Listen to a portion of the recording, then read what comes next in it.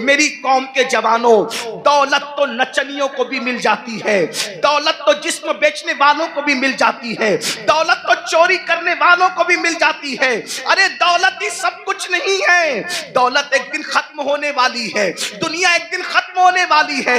यहां से लेकर क्या जाओगे? अरे हलाल कमाया हुआ जब साथ नहीं ले जाओगे तो हराम कमाया हुआ क्या साथ लेकर के जाओगे? जरा सोचो तो सही, जरा तसव्वुर तो करो। ये कोई मुकर्रिर नहीं कह रहा है, ये कोई जलसे का नाजिम नहीं कह रहा है, ये कोई मामूली इंसान नहीं कह रहा है, ये तुम्हारे और मेरे नबी फरमा रहे हैं। अल्लाह अकबर।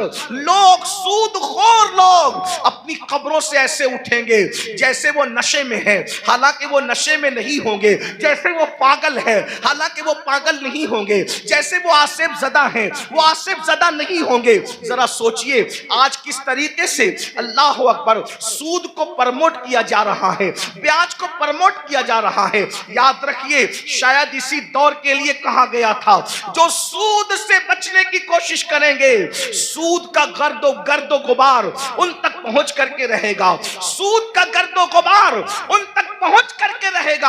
आज ऐसा तो नहीं कि हम उसी दौर में जिंदगी गुजार रहे हैं। अल्लाह अकबर। सूद लेन देन मुस्लिम आबादियों में इतना बढ़ चुका है कि लोगों को ख्याल ही नहीं रहता कि हम हराम कमा रहे हैं। एक बात मुझे याद आई, आगे बढ़ने से पहले इस हदीस को मैं आगे बढ़ाऊं उससे पहले बीच में एक रिवायत याद आई। मेरे भाइयों जरा सोचो, जरा गौर करो। आपने अब तक ये सुना होगा, आपने अब तक ये सुना होगा, जब कोई बंदा हज के लिए जाए और सफर हज में मर जाए, अल्लाह अकबर, सफर हज में मरने वाले की शान क्या है? सफर हज में मरने वाले की शान क्या है? नंबर एक, जो हज करता है वो गुनाहों से ऐसे पाक हो जाता है जैसे अभी माँ के पेट से पैदा हुआ। हज करने वाले के सारे गुनाह बख्श दिए जाते हैं। हत्ता के हाजी की शान ये है कि हाजी 700 ऐसे लोगों की बख्शिश करवाएगा जिन पर जहन्नम वाजिब हो चुका होगा। हाजी की शान ये है। अल्लाह अकबर। लेकिन कोई हाजी बने तो सही, हाजी सब कहलाते हैं, हाजी है कितने? जो वाकई हाजी होगा वो 700 लोगों की बख्शिश कराएगा। हाजी का टाइटल पाना आसान है, हाजी बन जाना आसान नहीं है। अल्लाह अकबर। सुनो सुनो, गौर से सुनो, अल्लाह के बंदो तवज्जो से सुनो। अल्लाह अकबर। हज करने वाले की मगफिरत हो जाती है, हज करने वाले की बख्शिश हो जाती है। हज करने वाला 700 लोगों की शफाअत करेगा, वो शफी बनेगा, उसकी शफाअत कबूल की जाएगी। अल्लाह अकबर। और अगर कोई खुशनसीब सफर हज में मर जाए, सफर हज में मर जाए, तो जब तक दुनिया कायम रहेगी, जब तक चांद सूरज निकलते रहेंगे, जब तक अरफात के मैदान में हज होता रहेगा, जो सफर हज में मर गया कयामत तक हर साल अल्लाह उसको हज करने का सवाब अता फरमाएगा। एक रिवायत में आया है उसका हम शक्ल एक फरिश्ता पैदा किया जाएगा जो कयामत तक उसके लिए हज करता रहेगा। बोलो सफर हज में मरने की फजीलत क्या है? मगर अब सुनिए, दिल के कानों से सुनिए, जरा गौर से सुनिए। अल्लाह अकबर। एक काफिला सफर कर रहा था, सफर करते करते जब वो आगे बढ़ा हज के सफर में तो उन्होंने क्या देखा? एक बंदे का इंतकाल हो गया। और जब उसका इंतकाल हो गया सोचा हाजी है, हाजी साहब का इंतकाल हो गया। अभी काबे तक पहुंचे भी नहीं थे कि हाजी साहब का इंतकाल हो गया। हाजी साहब का इंतकाल हुआ तो उनके चेहरे पे कपड़ा ढांक दिया गया। जब कपड़ा ढांक दिया गया थोड़ी देर के बाद लोगों ने सोचा चलो गुस्ल दे दो, चलो कफन पहना दो ताकि हम इनको दफन कर सकें। जैसे ही गुस्ल देने के लिए चेहरे से कपड़ा हटाया तो क्या देखते हैं कि हाजी साहब का चेहरा गधे की तरह हो गया, गधे की शक्ल इख्तियार कर गया। अल्लाह अकबर। पूरे काफिले में कोहराम मच गया, पूरा काफिला बेचैन हो गया। अरे सफर हज में मरना तो बड़ी सआदत की बात है, लेकिन सब रोने लगे, सब बेचैन होने लगे, दुआ करने लगे और दुआ करते थे या अल्लाह तू किसी पे जुल्म तो नहीं करता, सफर हज में मरने वाला इसका चेहरा गधे की तरह हो गया। अल्लाह अकबर। तो किसी की आंख लगी तो ख्वाब में इरशाद फरमाया गया तुम इसके गधे की तरह चेहरा होने पर अफसोस और ताज्जुब करते हो, ये नहीं पूछते कि इसका चेहरा सफर हज में भी आखिर गधे की तरह क्यों हो गया। जब पूछा गया तो बताया दिखाया गया, ये सूद के पैसे से हज पे आया था और ये सूद का कारोबार करता था, इसलिए बतौर इबरत इसकी शक्ल को गधे की तरह कर दी गई। मेरे प्यारे आका अलैहिस्सलातु व तस्लीम के प्यारे दीवानों, दुनिया दुनिया दुनिया की मोहब्बत, दुनिया का माल, कुरान कहता है अल्हाकुमुत तकासुर हत्ता ज़ुरतुमुल मक़ाबिर, हलाक कर दिया तुमको माल की मोहब्बत ने, यहां तक कि तुम कब्रों के घरों तक पहुंच गए। माल की मोहब्बत से निकलो। माल कमाना बुरा नहीं है, लेकिन माल की मोहब्बत में मजहब व मसलक का सौदा करना बुरा है, आखिरत को फरोख्त करना बुरा है।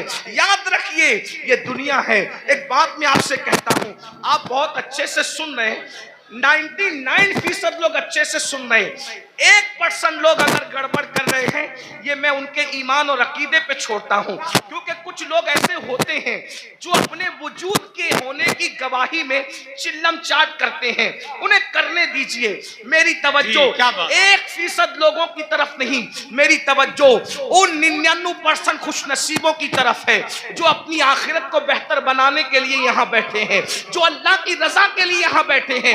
1% लोगों में, चाहे जमीन पे बैठे लोग हों, चाहे मिंबर पे बैठे लोग हों, जो गड़बड़ करे उनको करने दीजिए।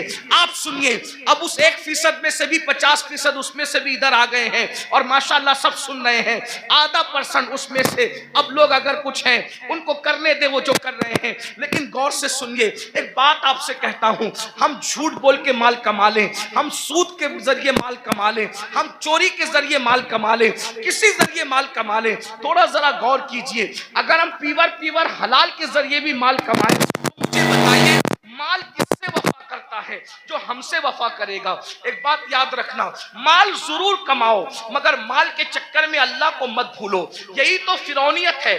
देखो, मालदार फिरौन भी है, मालदार उस्मान गनी भी है, मालदार नमरूद भी है, मालदार सुलेमान अलैहिस्सलाम भी है, मालदार जो है वो कारून भी है और मालदार जुल्करनैन भी है। लेकिन फर्क क्या है? दोनों मालदारों की मजम्मत नहीं है। सैयदना उस्मान गनी को माल के बदले में जन्नत बेची गई है। अगर माल बुरा होता तो उस्मान गनी की भी बुराई की जाती माज़अल्लाह माल की बुनियाद पर, लेकिन कोई उस्मान गनी की बुराई नहीं करता। अल्लाहु अकबर। कारून की बुराई होती है, उस्मान की बुराई नहीं होती। वजह, माल ने कारून को अल्लाह का बाकी बना दिया और माल ने उस्मान गनी को जन्नती बना दिया। माल बुरा नहीं है, माल का इस्तेमाल बुरा है। हुकूमत मिली, नमरूद बिगड़ गया। हुकूमत मिली सुलेमान अलैहिस्सलाम को, हुकूमत ने नहीं बिगाड़ा, बल्कि जब भी नेमत मिलती है तो सुलेमान अलैहिस्सलाम कहते हैं कि सुबहान रब्बियल आला। नमरूद कहता है अना रब्बुकुमुल आला, और सुलेमान कहते हैं सुबहान रब्बियल आला। माल बुरा नहीं है, माल के चक्कर में अल्लाह को भूल जाना बुरा है। अब आपसे पूछता हूं, कितने ही मालदार हैं हम? थोड़ा गौर, मिंबर वाले खामोशी इख्तियार करें, जरा खामोशी इख्तियार करें। माल सबको अल्लाह ने दिया, आपको भी दिया, और जिनको नहीं मिला मैं दुआ करता हूं अल्लाह उन सबको अता करे, आमीन आमीन। लेकिन सुनो, माल आपने कमा लिया, बहुत माल मिल गया, माल मिलने के बाद आपको अल्लाह न करे, 1000 बार न करे, डॉक्टर ने कह दिया कि ये सीरियस है। कितने भी बीमार हैं आप, अल्लाह ना करे, अल्लाह आपको कभी बीमार ना करे, सबको सेहत दे, लेकिन एक ग्राउंड रियलिटी होती है ना कि बीमार तो आदमी ने पड़ना ही है। बड़े से बड़ा आलिम हो, खतीब हो, सैयद साहब हो, पीर साहब हो, डॉक्टर साहब हो, इंजीनियर साहब हो, वो बीमार तो पड़ना ही है। डॉक्टर ने कहा ये सीरियस है, इनका मामला जो है थोड़ा सा नाजुक है। आप मुझे बताएं, आपने 5 करोड़, 10 करोड़, 20 करोड़ का बंगला बनाया, लेकिन जैसे ही डॉक्टर ने कहा सीरियस है, बोलो कि आप बंगले में रहेंगे? थोड़ा तसव्वुर कीजिए। देखिए, जलसे जो है दीनी जलसे, वो भीड़ इकट्ठा करने के लिए नहीं होती। भीड़ आती हम इसलिए खुश होते हैं कि जितने ज्यादा लोग तक पैगाम पहुंचेगा उतना ज्यादा फायदा है। लेकिन भीड़ इकट्ठा करने के लिए सियासी जलसे होते, मजहबी नहीं होते, इतना याद रखें। हम 22,000 पर खुश होने वाले लोग नहीं हैं, हमें तो 72 वफादार चाहिए। सुभान अल्लाह, सुभान अल्लाह, वाह वाह वाह। करबला में एक तरफ 22,000 गुंडे थे और एक तरफ 72 वफादार। सुभान अल्लाह, सुभान। 22,000 का नाम नहीं मिलता, तवज्जो, 22,000 का नाम नहीं मिलता और 72 का नाम मिटता नहीं। उनका नाम मिलता नहीं, इनका नाम मिटता नहीं। वजह कि वो 22,000 होकर भी मुखलिस नहीं थे और ये 72 होकर भी अल्लाह के वफादार और मुखलिस बंदे। सुभान अल्लाह, सुभान अल्लाह। इसलिए ध्यान से सुनो, गौर से। 5 करोड़ का बंगला 10 करोड़ बनाओ, हम मना नहीं करते। हमारा तसव्वुफ तो कादरी तसव्वुफ है, अच्छा खाओ, अच्छा पहनो, अच्छे अमल करो, हम मना नहीं करते। हम दकियानुसी फिक्र के लोग नहीं हैं। हम लोग ऐसा नहीं कहते कि जो जितना धार्मिक होगा वो उतना शादियों से दूर होगा ना। मजहबी बनकर बल्कि मजहबी बनने का ढोंग रचाकर शादी ना करना और फिर सफेद दाढ़ी होने के बाद रेप केस में जेल में पड़े रहना, ये कौन सी मजहबियत है? ये कौन सी मजहबियत? हमारा मजहब तो ये, जब मजहब की जान मोहम्मदुर रसूलुल्लाह निकाह करते हैं तो निकाह करना ये मजहब के खिलाफ नहीं है, बल्कि निकाह करना ये तो मजहब का हिस्सा है। अल्लाह, सुभान अल्लाह, सुभान अल्लाह। अपना मजहब इतना अजीम मजहब है, इंजॉय के सारे रास्ते बताता है, बस ये कहता है हराम न करना। जैसे तवज्जो करें, दूसरे लोगों का हाल, दूसरों से मुराद कोई टारगेट पे नहीं है, लेकिन आप ढूंढे गूगल पे वो दूसरे कौन है, थोड़ा आप भी अपनी जिम्मेदारी निभाएं। ऐसा नहीं कि इंटरनेट पर सिर्फ फिल्में ही देखें, इंटरनेट पे जरा ऐसे लोगों को भी तो सर्च करो जिनको लोग ढूंढ रहे हैं। कुछ लोग कहते हैं मजहबी हैं इसलिए सैर नहीं कर सकते, घूम फिर नहीं सकते। मैंने वो कहा वो किसी का फरसूदा मजहब होगा जिसमें सैर नहीं कर सकते। मेरा मजहब कहता है सिरू फिल अर्द, जमीन की सैर करो, बल्कि सैर भी हमारे यहाँ सुन्नत है। क्यों? इसलिए कि जब हमारा नबी सैर करता है, तवज्जो, हमारा नबी सैर करता है, और कैसी सैर, जिसकी सैर को कुरान यूं बयान करता है, सुब्हानल्लज़ी असरा बिअब्दिही लैलन मिनल मस्जिदिल हराम इलल मस्जिदिल अक्सा अल्लज़ी बारकना हौलहु लिनुरियहु मिन आयातिना इन्नहु हुवस समीउल बसीर। अल्लाहु अकबर। जब नबी ने सैर की है तो उम्मती सैर क्यों ना करे? लेकिन सैर बता दी गई जी, जब सैर करने जाओ तो पाप न करो। क्या बात, वाह वाह वाह वाह, बहुत अच्छा। सैर करने जाओ तो शराब न पियो। सुभान अल्लाह। सैर करने जाओ तो औरतों पर पाप की नजरें न डालो। हम भी सैर करते हैं, रसूलुल्लाह ने भी सैर की। जब हुजूर पहुंचे मस्जिद अक्सा तो अल्लाह ने उनकी मेहमानी की, माशाअल्लाह। हुजूर के सामने 2 चीजें आई, अलग अलग रिवायत है, मौके की मुनासिबत से 2 चीजें पढ़ रहा हूं, 3 का भी जिक्र है। हुजूर के सामने 2 चीजें आई, शराब भी रखा गया, दूध भी रखा गया। तवज्जो, सैर है, सैर में अल्लाह की तरफ से बतौर इम्तिहान शराब भी रखा गया, दूध भी रखा गया। दोनों में से जो चाहो पियो।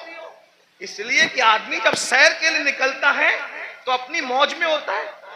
आदमी जब हुजूर के लिए नहीं कह रहा हूं, मैं जनरल बात कर रहा हूं, सैर के लिए निकलता है अपनी कैफियत में होता है, सैर के लिए निकलता है अपने अंदाज में होता है। सैर में अच्छे अच्छों को पहचान सकते हो कि कौन कितना मुत्तकी है। आम सफर में पहचान में आ जाते हैं तो सैर में तो और पहचान में आते हैं। जब हुजूर के सामने रखा गया दूध और शराब, हुजूर ने शराब नहीं पिया, हुजूर ने दूध पिया। हुजूर ने दूध पिया। जिब्रील ने कहा हुजूर आपने अच्छा किया, शराब नहीं पिया। अगर शराब पी लेते तो आपकी पूरी उम्मत गुमराह हो जाती। उस सैर में नबी ने शराब नहीं पिया, दूध पिया। बता दिया मेरे उम्मतियों, हम सैर के लिए निकले, शराब छोड़कर दूध पिया।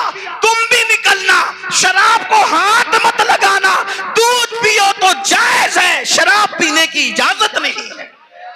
हुजूर नारे तकबीर, नारे रिसालत, मसलके आला हजरत जामिया अरबिया मदीनतुल उलूम जश्न दस्तार बंदी। वाह वाह वाह सुभान। सैर करने के लिए गोवा जाओ, मना नहीं है। समुंदर देखना, दाएं बाएं नहीं देखना। ये भी हमारे नबी की सैर में हुजूर जा रहे थे मस्जिद अक्सा, हुजूर जा रहे थे मस्जिद अक्सा। एक ने कहा मेरी तरफ देखें, मैं बतौर मफहूम पेश कर रहा हूं, उलमा जान रहे मैं कहां से पढ़ रहा हूं। मेरी तरफ देखें, हुजूर ने नहीं देखा। दूसरे ने कहा मेरी तरफ देखे, हुजूर ने नहीं देखा। तीसरे ने कहा मेरी तरफ देखे, नहीं देखा।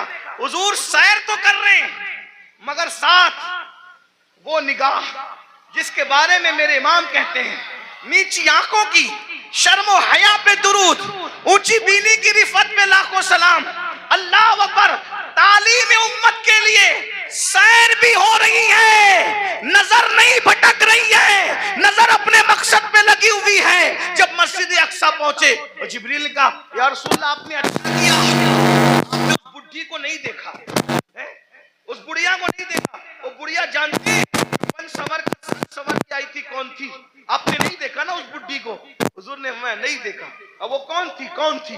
वो दुनिया थी। दुनिया बुढ़ी हो गई है, बन संवर कर आई है बुढ़ी, आपने नहीं देखा।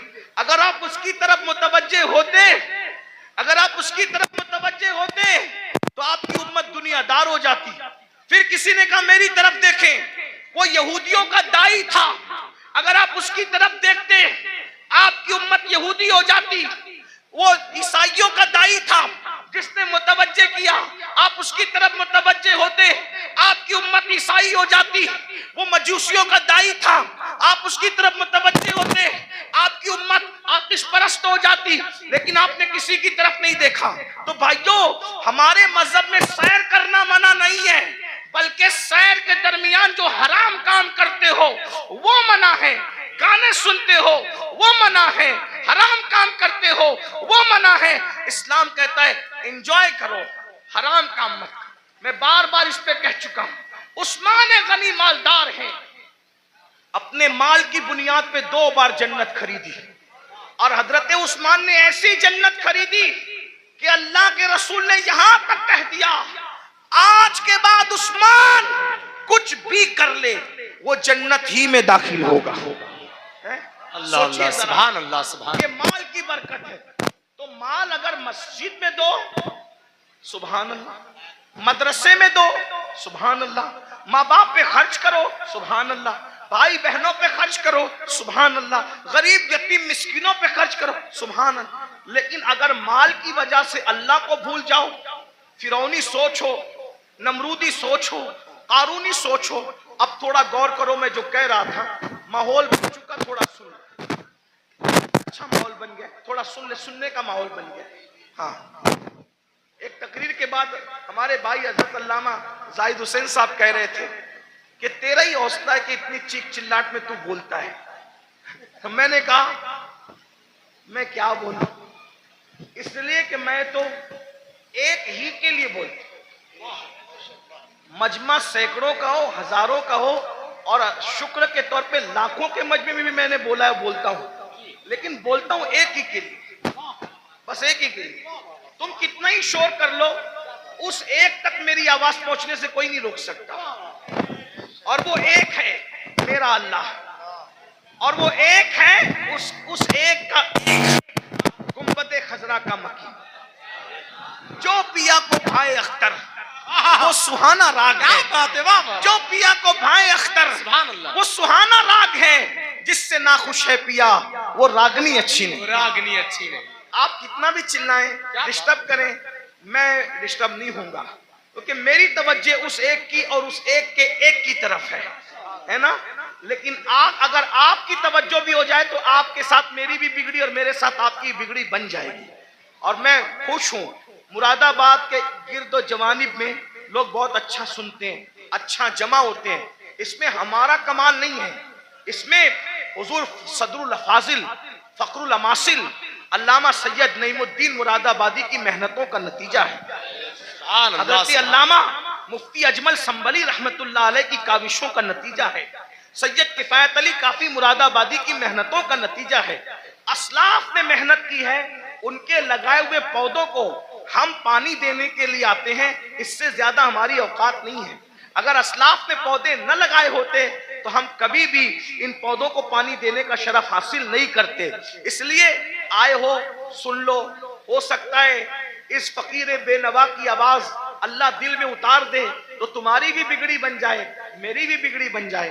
ये माल माल माल माल माल माल माल में डूबे हो तो सब्र करो।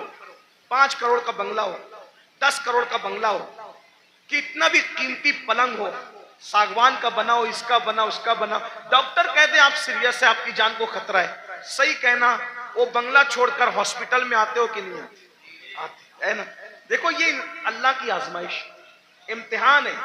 और वो हॉस्पिटल हमारे लिए किराए का होता है कि नहीं? किराए का होता है। बहुत घमंडी आदमी, थोड़ी सी दौलत आ जाती है, पैर जमीन पे नहीं टिकते। दौलत देने वाले खुदा को भूल जाता है, इज्जत मिलती है अल्लाह को भूल जाता है, इज्जत देने वाले खुदा को भूल जाता है। भाइयों सोचो न जरा, मेरे जवानों से खास मुखातिब हूं। जवानों सोचो, तुम कौम का मुस्तकबिल हो, तुम ही हमारी कौम का सरमाया हो। दौलत के नशे में फिरौनी सोच मत पैदा होने दो। बीमार पड़ोगे, हॉस्पिटल में एडमिट किए जाओगे। नंबर 1, अल्लाह का पहला इम्तिहान, किराए की बेड पर आके पड़ गए, जिसका किराया 5,000 है, 10,000 है, 25,000 है, कितना भी महंगा किराया है, लेकिन है वो बेड किराए का। नंबर 1। नंबर 2, बंगला कितना भी बड़ा है, लेकिन प्राइवेट रूम हॉस्पिटल का 10 बाई 10 या 20 बाई 20 से ज्यादा का नहीं है। नंबर 3, कितने भी कीमती कपड़े हों, सारे कीमती कपड़े उतार लिए जाते हैं और हॉस्पिटल के मामूली से सस्ते कपड़े पहना दिए जाते हैं। यही है। अब अगर सेहत हासिल करके घर पहुंच गए तो सुभान अल्लाह, वरना अगर मरे तो किन कपड़ों में है? किस पर घमंड कर रहे हो, किस पर इतरा रहे हो? यही माल है ना जो मस्जिद में जाने नहीं देता। दुकान का शटर बंद करके नमाज के लिए मस्जिद में जाऊंगा तो कितने कस्टमर चले जाएंगे। जालिम सोच, ये माल की हैसियत, माल से बड़ा बेवफा कोई है? माल से बड़ा गद्दार कोई है? और तू इस माल से दिल लगाया, जो माल ने बीमारी में भी तेरे काम ना आया। इस महल से दिल लगाया जिसने बीमारी में भी तुझे घर से बेघर कर दिया। हॉस्पिटल के कपड़ों में तू मरा, हॉस्पिटल की 4 दीवारी में तूने आखिरी सांसें ली। ये तेरे माल की औकात है? अरे काश तू माल भी कमाता, लेकिन माल में तू अल्लाह को नहीं भूलता, घमंड नहीं करता, माल कमाता, ज़कात देता, माल कमाता, नमाज पढ़ता, माल कमाता, गरीबों की मदद करता, माल कमाता, हज उम्रा करता, माल कमाता, लोगों को, कमजोरों को मजबूत बनाने की कोशिश करता। लेकिन अफसोस, इस माल ने मेरी कौम के जवानों को घमंडी कर दिया। उन भाइयों को आगे बढ़ने से पहले बात खत्म कर लूंगा, बस 2 बातें, आखिरी की 2 बातें, एक और एक सुने। एक बार बादशाह हारून रशीद हज के लिए निकला। हारून रशीद बादशाह हज के लिए निकला। न इधर उधर की तू बात कर, ये बता के काफिला क्यों लुटा। मुझे रहजनों से गरज नहीं, तेरी रहबरी का सवाल। पहले मिंबर ही मिंबर पे बैठना सीख ले। तो अपनी औकात से बढ़ के कुछ नहीं कहूंगा, लेकिन बहुत दुख की बात है, मिंबर वाले मिंबर पे बैठना सीख ले। बस मिंबर पे तो अब हर आदमी को आप घुसा कर लाते हैं, मियार भी मिंबर का खत्म। हमारे दादा मुर्शिद हुजूर मुफ्ती आजमीन के दौर में मजाल थी कोई अवाम में से पब्लिक पे चढ़, मिंबर पे चढ़ नहीं। हुजूर मुजाहिद मिल्लत के दौर में मजाल थी, कोई मिंबर पे नहीं। यहां तो हाल यह है कि बस कोई मियार ही नहीं। इन्ना लिल्लाह, अल्लाह रहम करे। एक 2 बात सुने, बात खत्म कर। हारून रशीद जैसा बादशाह, वो सिर्फ करोड़पति, अरबपति, फैक्ट्री और जो है वो कारखानों का मालिक नहीं था। मुरादाबादी बर्तनों की फैक्ट्री उसकी नहीं थी, बल्कि वो इतना बड़ा बादशाह था कि वो बादलों को कहता था, बादलों को, ए बादलों जहां चाहो बरस जाओ, जहां चाहो बरस जाओ, तुम जहां बरसोगे मेरी ही हुकूमत होगी। इतना बड़ा हुकूमत का मालिक वो हारून रशीद। हज के लिए जब निकला ना वो, ये सब लोग जो डिंग डांग करते हैं ना, ये दुनिया के हुक्मरान, उसके सामने कुछ भी नहीं है। ये 25 लोग हैं, मैं किसी का नाम नहीं ले रहा हूं, बच्चे हैं। उसको देखो, ये ग्रीन कालीन, ये रेड कालीन कितना इतराते हैं। फ्लाइट से लेकर के अगर एयरपोर्ट के दरवाजे तक हुक्मरानों को मिल जाए तो। हारून रशीद, गौर कीजिए, तारीख है, तारीख। कितना मालदार होगा वो बादशाह कि बगदाद से जब हज को चला है तो बगदाद शरीफ से लेके मक्का शरीफ तक उसके लिए कालीन बिछाया गया। गौर करें, इतना मालदार आपके मुरादाबाद में, अपने इंडिया में कोई नहीं होगा। इंडिया में क्या, सऊदी में भी कोई नहीं होगा, बर्तानिया और अमेरिका में भी कोई नहीं होगा। आप घमंड मत कीजिए, हमसे मालदार लोग गुजर चुके। उसका हज कितना कर्रो फर वाला था, कितना कर्रो फर वाला था। मैं अभी आपको बहुत करंट लगने वाली गुफ्तगू करूंगा। हारून रशीद की बेअदबी नहीं कर रहा हूं, लेकिन इबरत के लिए बता रहा हूं, तवज्जो करना। इतना बड़ा कर्रो फर वाला आदमी मक्के शरीफ तक कालीन बिछा उसके लिए कि कई बादशाह का पैर जमीन पे न पड़े। रास्ते में उसको मिल गया अहलुल बैत का दीवाना, जिसे दुनिया कहती है बहलूल दाना। वो दीवाना मिला बहलूल। ओ बहलूल ने कहा, ओ हारून किधर जा रहा है? तो दीवाना ही था। सब लोग उसको खलीफा, बादशाह, अड़गम जड़गम कहते थे, लेकिन दीवाना। दीवाने लोग किसी को खातिर में नहीं लाते, और जो खातिर में लाते वो दीवाने नहीं होते हैं। याद रखना, जो खातिर में लाते वो दीवाने नहीं होते, जो दीवाने होते किसी को खातिर। भाई तू वजीर होगा अपने घर का, मैं तो दीवाना हूं। तू बादशाह होगा अपने घर का, मैं तो दीवाना हूं। मेरे भाई, दुनिया का दीवाना किसी को खातिर में नहीं लाता। तुम कैसे आशिके रसूल हो कि तुम लोगों को खातिर में लाने लगे हो? इश्क की एक्टिंग तो नहीं कर रहे हो? जो आशिक होगा दौलत को भी खातिर में नहीं लाता, दौलतमंदों को भी नहीं लाता, बादशाही को भी नहीं लाता, बादशाहों को भी नहीं लाता। उसके नजदीक कोई कुछ नहीं है, उसके नजदीक सिर्फ महबूब महबूब है, बस महबूब महबूब है। हमें महबूब से प्यार ही कितना है भाइयों। बहरहाल दूर ना निकले बात। ओ हारून किधर जा रहा है? बादशाह को छेड़ा उसने, बहलूल ने। हारून ने कहा, हज को जा रहा हूं। अच्छा, लोगों का खून पी के हज को जा रहा है? बहुत खून पिए हो है ना, आप भी बहुत खून पियो। बहन का खून पिया, हिस्सा दबाया, हज को जा रहे हो हैं? हाजी साहब हज को जा रहे हैं, कहां? बहन का हिस्सा मार के। वाह भाई वाह, क्या हज है। भाई का हिस्सा दबा के हाजी साहब हज को जा रहे हैं, मस्जिद बना रहे, पूरी मस्जिद बनाई। स्टेज से ऐलान हुआ, मुखय्यरे कौम व मिल्लत, इन्होंने मस्जिद बनाई, इनके लिए अल्लाह ने महल बनाया। पता चला कि भाई का हक अभी तक नहीं दिया। मस्जिद बनाना फर्ज न था, भाई का हिस्सा देना फर्ज था, है ना? हर साल हज करना फर्ज न था, बहन का हिस्सा देना फर्ज था। दबा रहे हो, खूब दबा रहे हो, दबा लो, खून चूस रहे हो। खून पीने वालों, ओ लोगों का खून पीने वालों, खून पी रहे हो। मेरे मुर्शिद हुजूर गौस पाक कहते थे, दिन भर रमजान शरीफ में पानी नहीं पीते, शरबत नहीं पीते, खाना नहीं खाते, और इफ्तार करते हो तो लोगों के खून से करते।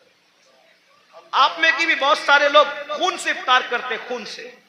रूह अफ़ज़ा नहीं पीते, खून पीते हो, खून खून पीते हो। खजूर नहीं खाते, मक्के मदीने मुनव्वरा की, खून से इफ्तार करते हो। वो कैसे? सबके हाथ में खजूर तो नजर आती है, मगर वो खजूर नहीं होती, वो खून होता है। क्यों? अगर आपने झूठ बोलकर किसी को धोखा देके माल कमाया था और उससे खजूर खरीदी थी, दिखने को तो खजूर थी, मगर वो लोगों का खून था। किसी का कर्जा लेके हड़प कर लिया था, उससे इफ्तार का दस्तरखान सजा सजाया था। देखने को तो वो फल फ्रूट और रूह अफ़ज़ा थे, मगर वो लोगों का खून था।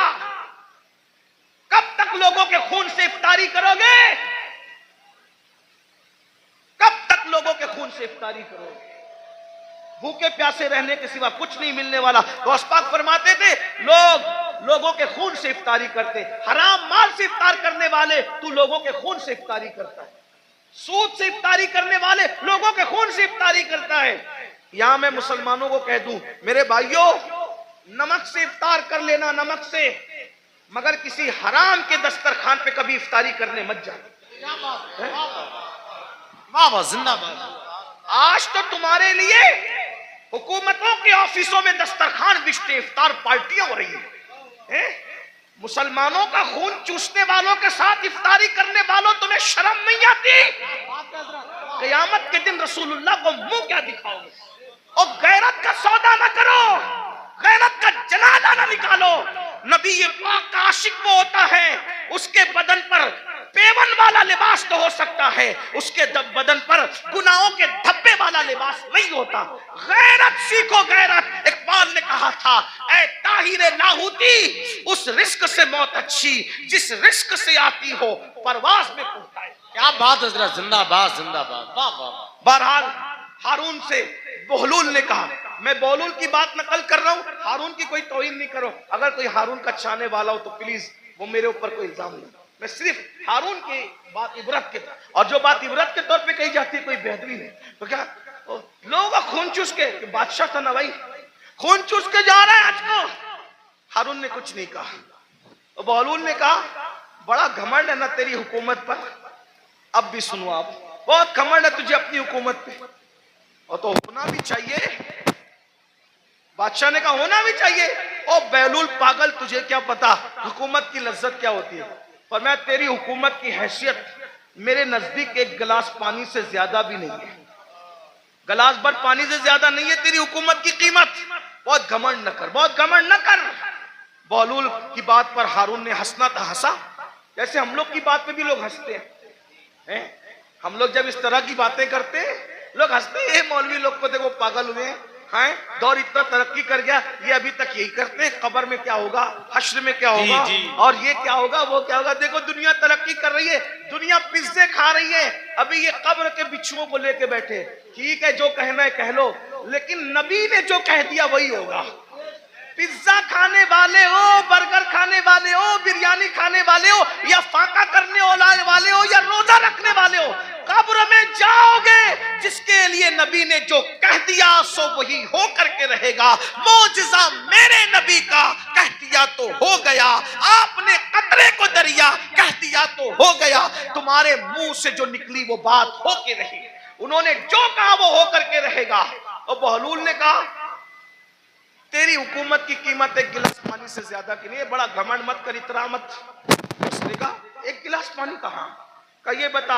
हारून को कहा, बता, अगर तू रास्ता भटक जाए तो सफर में जाना हज के, रास्ता भटक जाए, खाना पीना खत्म हो जाए, तेरे सारे चमचे वमचे बिखर जाए, तू अकेला पड़ा रहे, पानी ना मिले, खाना ना मिले, मरने के करीब आ जाए, और उस वक्त तेरे पास कोई आके कहे कि हारून मैं तुझे एक गिलास पानी पिलाऊंगा, बोल कितने में खरीदेगा?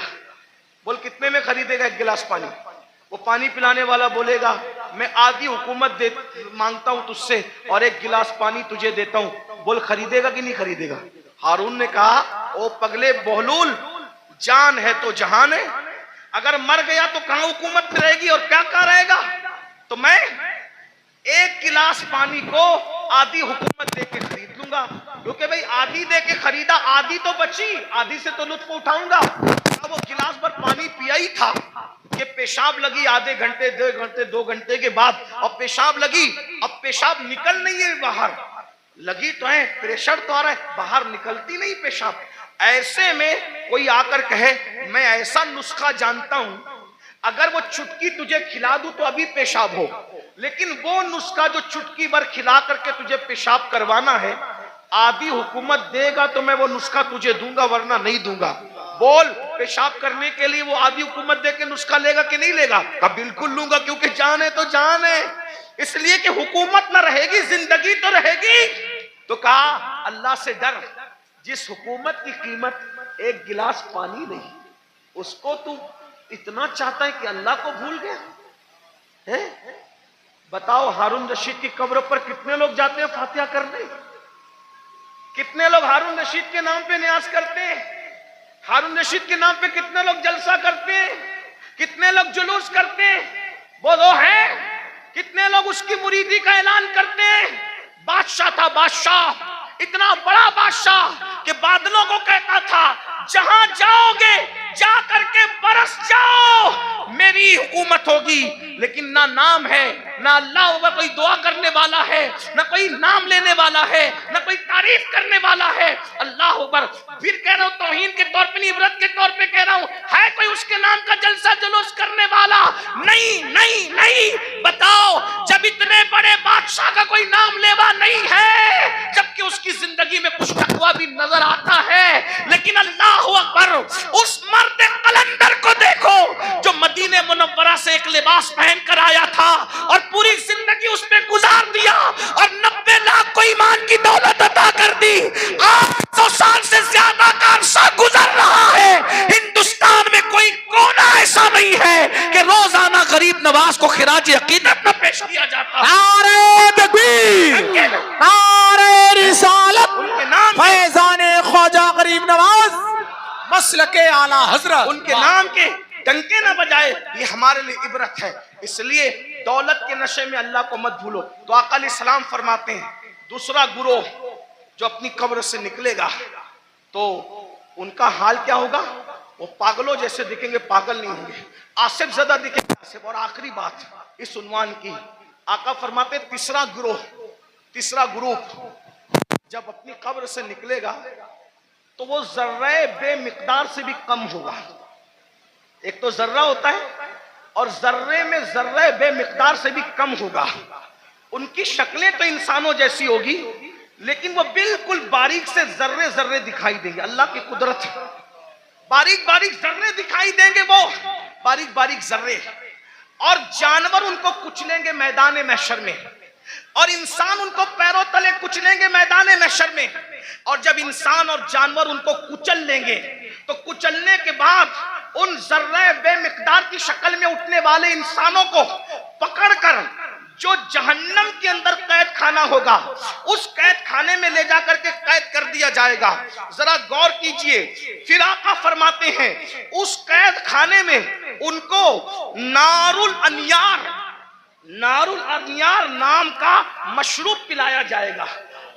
एक तो जर्रे बेमिकदार में उनको उठाया जाएगा, इंसान और फरिश्ते उनको पैरों तले कुचलेंगे, फिर उनको पकड़कर जहन्नम के कैद खाने में ले जाया जाएगा, उसमें उनको नारुल अनियार पिलाया जाएगा। सहाबा ने पूछा, या रसूल अल्लाह, ये नारुल अनियार क्या है? तो आका फरमाते हैं ये जहन्नमियों का खौलता हुआ पीप है जो उनके जिस्म से निकलेगा, और जहन्नम की सड़ी हुई आग है जो उनकी गिज़ा बनेगी। सहाबा ने पूछा, आका, वो जर्रे बेमिकदार वाले लोग और वो जहन्नम के अंदर कैदी लोग, नारुल अनियार पीप पीने वाले लोग, जहन्नम की सड़ी हुई आग खिलाई जाने वाले लोग, वो कौन होंगे? तो आका फरमाते हैं वो दुनिया में वो लोग होंगे जो घमंड करते होंगे, तकब्बुर करते होंगे। मैं चौधरी, चौधरी का बेटा, मैं मालदार, मालदार का बेटा, मैं पढ़ा लिखा, पढ़ा लिखे का बेटा। इल्म पर घमंड करने वाले, अमल पे घमंड करने वाले, नसब पे घमंड करने वाले, तकवे पे घमंड करने वाले, किसी किस्म का घमंडी होगा, क़यामत के दिन उसको जर्रे बेमिकदार में उठाया जाएगा। ऐ मेरी जवानों, आपसे पूछता हूँ, ये घमंड ही तो है जो आपको उलमा के करीब नहीं होने देता, आ गई, गरीब रिश्तेदारों कर रहे हैं, थोड़ी सी डिग्री आ गई, दीनदार समझ रहे। अभी देखो ये बच्चे जो हाफिज़े कुरान हो, कोई इज्जत नहीं हमारे समाज में, आलिमों की और हुफ़ाज़ की कोई इज्जत नहीं। जबकि हम इनको क्या कहते हैं? नायबे रसूल। कागज पे कुरान लिख दिया जाए तो उसको सर पे रखा जाता है, और सीनों पे कुरान लिख दिया जाए है तो उनको मस्जिद में वो लोग आके बात सुनाते हैं, घर में जिसकी बीवी उसकी बात नहीं सुनती। कागज का लिखा हुआ कुरान सर पे है, सीनों पे लिखे हुए कुरान की क्या कद्र कर? भाइयों, कद्र करना चाहिए। ये जो बेकदरी उलमा की करते हो, बेकदरी हुफ्फाज की करते हो, दीनदार तबके, आप लोग नहीं, आप लोग तो बहुत मोहब्बत करते हैं, लेकिन इंटरनेट के जरिए से आवाज वहां तक पहुंचती है जो घरों में बैठे हैं, जो हमें सुनना नहीं चाहते। इंटरनेट के बहुत से नुकसान है, लेकिन कुछ फायदे ये भी हुए कि जो तबका हम लोगों की आवाज से नफरत करता था वो भी कहीं चुपके चुपके सुनने लगा, और कहीं ना कहीं बर्फ पिघलने लगी। हाँ, ये हो रहा है फायदा, कुछ नुकसान भी हुआ। हाँ, इसीलिए आपसे कहता हूं, इंटरनेट के सामने बैठते हो तो बड़े वकार से बैठा करो। आपके बैठने से किसी को हिदायत भी मिल सकती है, और मिंबर पे लड़ने से किसी का ईमान भी जा सकता है। इसका ख्याल रखना, इसलिए कि आपको अपने बेगाने सब देख, आपकी छोटी सी मिंबर पर की हुई झड़प किसी ईमानदार को कुफ्र तक ले जा सकता है, इतना याद रखना। इसलिए जरा होश से, मिंबर पे कोई लड़ने आए तो उससे हाथ जोड़ के कहो मैं हार गया, तू जीत गया, इसलिए कि मैं हारा हुआ कहलाऊंगा चलेगा, लेकिन मेरी वजह से कोई मेरे मसलक और मजहब से बेजार होकर के कुफ्र की तरफ जाए, मुझे ये गवारा नहीं। इसका ख्याल रखा जाए, बहुत हमें ख्याल करना होगा, क्योंकि हमें लोग देखती है, दो आंखें देखती है तो लोग इतना मोहतात होते हैं, ये हजारों आंखें देखती। ये इंटरनेट की जो है वो नहुसत या जो वो निफासत कुछ कम नहीं है, इसकी नहुसत भी बुरी है, इसकी निफासत भी बड़ी है, लेकिन इतना याद रखें, ये दो आंखें नहीं देखती इंटरनेट पे बैठने वालों को, करोड़ों आंखें देखती है, और आप उनका तसव्वुर नहीं कर सकते कि कौन कौन देखता है। इसलिए मिंबर पर हम खुदा के लिए 2 घंटे ही सही इस तरह बैठें कि हमारे बैठने को देखकर लोग मजबूर होके कहे, जब ये इस तरह बैठता है तो गरीब नवाज कैसे बैठते हैं, ये इस तरह बैठता है तो गौसे आजम कैसे बैठते हैं,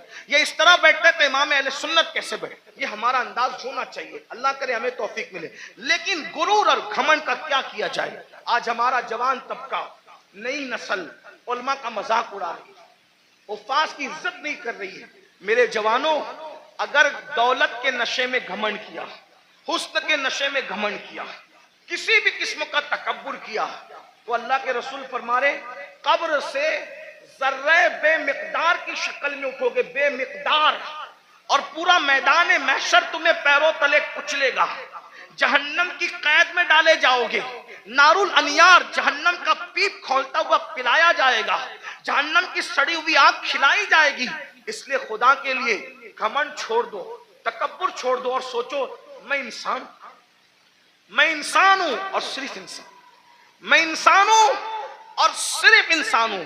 और इंसान क्या है, मिन नुत्फा, इंसान को अल्लाह ने नापाक कतरे से पैदा किया, इंसान को अल्लाह ने सड़ी हुई मिट्टी से पैदा किया। मेरे भाई, सड़ी हुई मिट्टी और नापाक कतरे से तू पैदा हुआ है, अगर इबादत करके तू अल्लाह को मना ले तो तू फरिश्तों से बेहतर है, और अगर तू अल्लाह को राजी न कर सका तो फिर माज़अल्लाह तू जानवरों से भी बदतर है। जो आखिरी बात कहने के लिए कहा था, वो आखिरी बात ये है, इमाम गजाली के उस्ताद थे, इमाम गजाली के उस्ताद, गजाली जैसी हस्ती जिसने 500 से ज्यादा उस दौर में किताब लिखी, आज से 900 साल पहले, और उनकी किताबें आज भी दुनिया में मौजूद है। तो इमाम गजाली के उस्ताद थे, उनके सामने एक नौजवान छोकरा लड़का अकड़ के चल रहा था।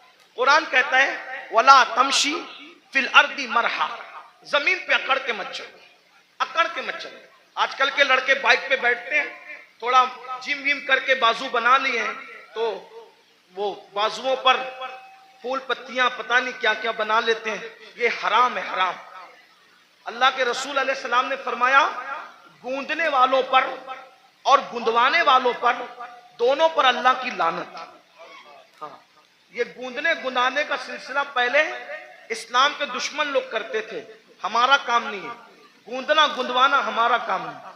हमारे बाजुओं पर निशान नहीं होते, हमारे चेहरों पर सजदों के निशान होते हैं, और वो भी काले निशान नहीं, अनवार के निशान होते हैं, चमक होती है। सीमाहुम फी वुजूहिम मिन असरिस सुजूद, चेहरे चमकते हैं। जिम करो, मजबूत बनो, ताकतवर बनो। मैं तो कहता हूं, हमारा मजहब ताकतवर लोगों का मजहब, हमारे कमजोर लोग हैं ही नहीं। हमारा अल्लाह भी ताकत वाला, ला हौला वला कुव्वता इल्ला बिल्लाह, हमारा अल्लाह ताकत वाला। हमारे रसूल ताकत वाले। एक शख्स ने मुझसे ट्रेन में कहा कि मेरे फौला ने हिमालय उठाया। मैंने कहा अच्छी बात है, लेकिन मैं मुतासिर नहीं। क्यों? मैंने कहा मेरे नबी ने सिर्फ हिमालय नहीं, पूरी कायनात का बार उठा रखा है। और मेरे इमाम कहते हैं जिसको बारे दो आलम की परवाह नहीं, ऐसे बाजू की कुव्वत पे लाखों सलाम। अंदाजा कर उनकी उंगली के इशारे का। जबल अबू कुबैस पे खड़े होकर इशारा करते हैं तो चांद टुकड़े हो जाता है। जिसके इशारे की इतनी कुव्वत है, उसकी उंगली की कितनी कुव्वत होगी? उंगली की इतनी कुव्वत है तो पंजों में कितनी कुव्वत होगी? और जब पंजों में इतनी कुव्वत है तो बाजुओं में कितनी कुव्वत होगी? और जब बाजू की कुव्वत ये है तो सीने में कितनी कुव्वत होगी? उनके सीने की कुव्वत को कुरान बयान करता है। लौ अंज़लना हाज़ल कुरआना अला जबलिन लरअयता खाशियम मुतसद्दियम मिन खश्यतिल्लाह। जिस पहाड़ ने कुरान का बार न उठाया, मुस्तफा के सीने ने कुरान का बार उठा लिया। वाह वाह वाह, सुभान अल्लाह सुभान। हमारे यहाँ तो सभी ताकतवर है। गौस पाक ताकतवर, गरीब नवाज जिम करो ताकतवर बनो, मगर किसी की गर्दन दबाने के लिए नहीं, रात रात भर मुसल्ले पे खड़े होने के लिए, किसी पे जुल्म करने के लिए नहीं, मजलूम की मदद करने के लिए, किसी को डराने के लिए नहीं, डराने वालों को समझाने के लिए ताकतवर बनो। हमारे सभी हमारे मौला अली तो इतने ताकतवर थे हैं? हमारे मौला अली इतने, मौला अली का जिक्र करो तो कुछ लोग जलते हैं क्योंकि उनकी ताकत उनको बर्दाश्त नहीं होती। हमारे मौला अली बहुत ताकतवर थे।